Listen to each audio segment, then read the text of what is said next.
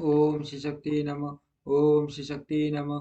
ओम श्री शक्ति नमः। प्रथम अंश 18वां अध्याय। प्रहलाद को मारने के लिए 20 शस्त्र और अग्नि आदि का प्रयोग एवं प्रहलाद का भगवत स्तुति।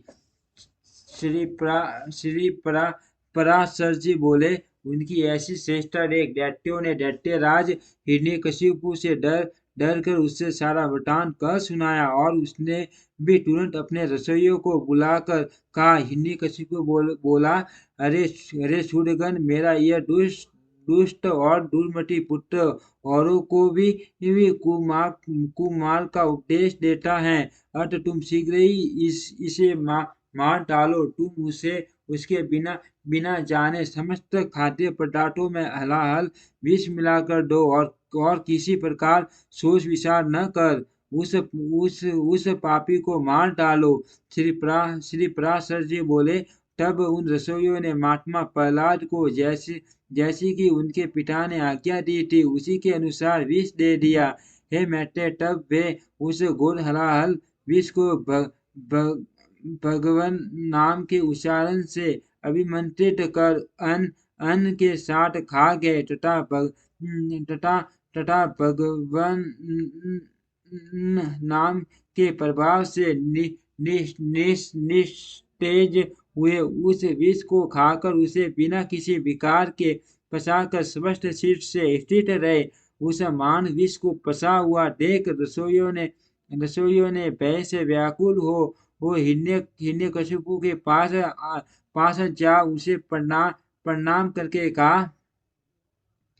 सूर्यगण बोले, हे दैत्यराज, हमने आपकी आज्ञा से अत्यंत तीक्ष्ण विष दिया था, तथापि आपके पुत्र प्रहलाद ने उसे अन्न के साथ पचा लिया। हिरण्यकशिपु बोला, हे पुरोहितगण, शीघ्रता करो, उसे नष्ट करने के लिए हव कृत्य उत्पन्न करो, और देरी न करो।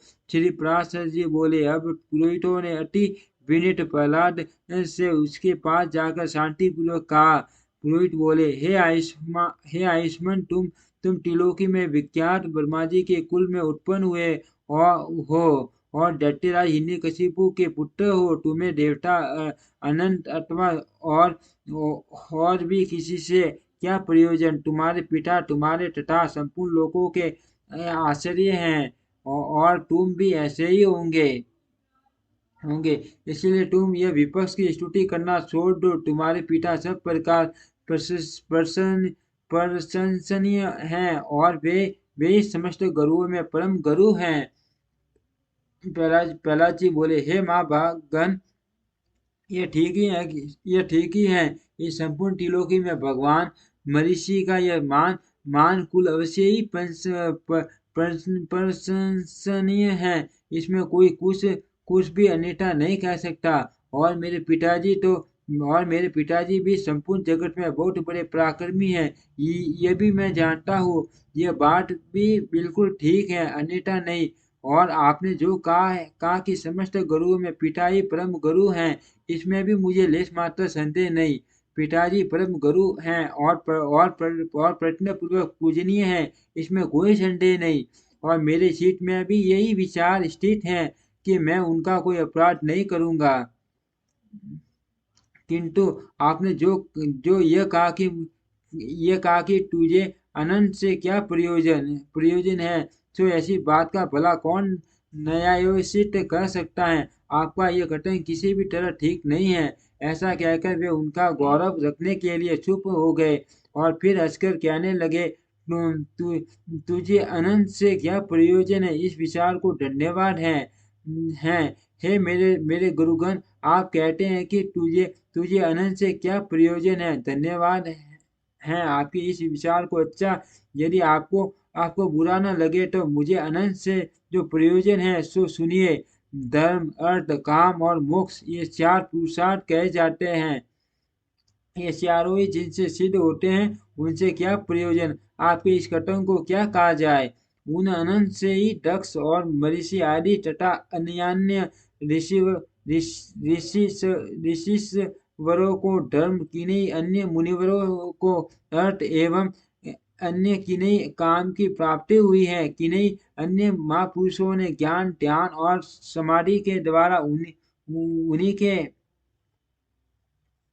उन्हीं के तत्व को जानकर अपने संसार बंधन को काट कर मोक्ष प्रद प्राप्त किया है। अतः संपत्ति ऐश्वर्य महात्म्य ज्ञान संतति और कर्म तथा मोक्ष इन सब की एकमात्र मूल श्री हरि की आराधना ही उपार्जनीय है। हे दिविजगण, इस प्रकार जिनसे अर्थ धर्म काम और मोक्ष ये चारों ही फल प्राप्त होते हैं उनके लिए भी आप ऐसा क्यों कहते हैं कि अनंत से तुझे क्या प्रयोजन और बहुत कहने से क्या लाभ? आप लोग तो मेरे गुरु हैं, उचित अनुचित सभी कुछ कह सकते हैं और मुझे तो विचार भी बहुत ही कम है।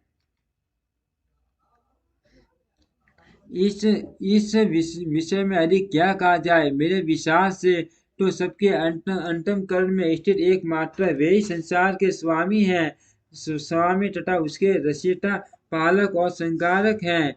वे ही भोक्ता और भोज्य तथा वे ही एकमात्र जगदीश्वर हैं। हे हे गुरुगण, मैंने बाल्य भाव से यदि कुछ अनुचित का हो तो आप क्षमा करे। पुरोहितगण बोले, अरे बालक, हमने तो ये समझकर कि तू फिर ऐसी बात न कहेगा, तुझे अग्नि में जलने से बचाया है। हम यह नहीं जानते थे कि तू ऐसा बुद्धिहीन है। रे दुर्मते, यदि तू हमारे कहने से अपने इस मोह में आग्रह को नहीं छोड़ेगा तो हम तुझे नष्ट करने के लिए कृत्य उत्पन्न करेंगे। प्रहलाद जी बोले, कौन कौन जीव किससे मारा जाता है और कौन किससे रक्षित होता है? शुभ और अशुभ आचरणों के द्वारा आत्मा स्वयं ही अपनी रक्षा और नाश करता है। कर्मों के कारण ही सब उत्पन्न होते हैं और कर्म ही उनकी उनकी शुभाशुभ गतियों के साधन है। इसीलिए प्रयत्न पूर्वक शुभ कर्मों का ही आचरण करना चाहिए। श्री पराशर जी बोले, उनके ऐसा कहने पर उन दैत्य राज के पुरोहितों ने क्रोधित होकर अग्निशिखा के समान प्रज्वलित शरीर वाली कृत्या उत्पन्न कर दी। उस अति भयंकरी अपने पदाघात से पृथ्वी की कंपित करते हुए वहां प्रकट होकर बड़े क्रोध से प्रहलाद जी की छाती में त्रिशूल से प्रहार किया, किंतु उस बालक के वक्ष स्थल में लगते ही वह तेजो में त्रिशूल टूटकर पृथ्वी पर गिर पड़ा और वहां गिरने से भी उनके सैकड़ों टुकड़े हो गए। जिस हत्या में निरंतर अक्षुण भाव से श्री हरि भगवान विराजते हैं, उसमें लगने से तो वज्र के भी टूक हो जाते हैं। त्रिशूल की तो बात ही क्या है। उन पापी पुरोहितों ने फिर निष्पाप बालक पर कृत्य का प्रयोग किया था। इसीलिए तुरंत ही उसने उन पर वार किया और स्वयं भी नष्ट हो गई। अपने गुरुओं को कृत्या द्वारा जलाए जाते देख महामती प्रहलाद, हे कृष्ण रक्षा करो, हे अनंत बचाओ, ऐसा कहते हुए उनकी ओर दौड़े। प्रहलाद जी कहने लगे, हे सर्वव्यापी विश्वरूप विश्वष्टा जनार्दन, इन ब्राह्मणों की इस मंत्राग्नि रूप दुख से रक्षा करो। सर्वव्यापी जगत गुरु भगवान विष्णु सभी प्राणियों में व्याप्त हैं। इस सत्य के प्रभाव से ये पुरोहितगण जीवित हो जाए। यदि मैं सर्वव्यापी और अक्षय से विष्णु भगवान को अपने विपक्षियों में मैं भी देखता हूँ तो ये पुरोहितगण जीवित हो जाए। जो लोग मुझे मारने के लिए आए, जिन्होंने मुझे विष दिया, जिन्होंने आग में जलाया, जिन्होंने दिग्गजों से पीड़ित कराया और जिन्होंने सर्पों से डसाया, उन सब के प्रति यदि मैं सम्मान मित्र भाव से रहा हूँ और मेरी कभी पाप बुद्धि नहीं हुई तो उस सत्य के प्रभाव से ये दैत्य पुरोहित जी उठे। श्री पराशर जी बोले, ऐसा कहकर उनके स्पर्श करते ही वे ब्राह्मण स्वस्थ होकर उठ बैठे और उस विनयावनत बालक से कहने लगे। पुरोहितगण बोले, हे वत्स, तू बड़ा श्रेष्ठ है, तू दीर्घायु निर्दंडो बल वीर्य संपन्न तथा पुत्र पौत्र एवं धन ऐश्वर्यादि से संपन्न हो। श्री पराशर जी बोले, मुनि, ऐसा कहकर पुरोहितों ने दैत्यराज हिरण्यकशिपु के पास जा उसे सारा समाचार ज्यों का त्यों सुना दिया। इति श्री विष्णु पुराणे प्रथम अंशे अष्टादशो अध्यायम्। ओम श्री शक्ति नमः। ओम श्री शक्ति नमः। ओम श्री शक्ति नमः।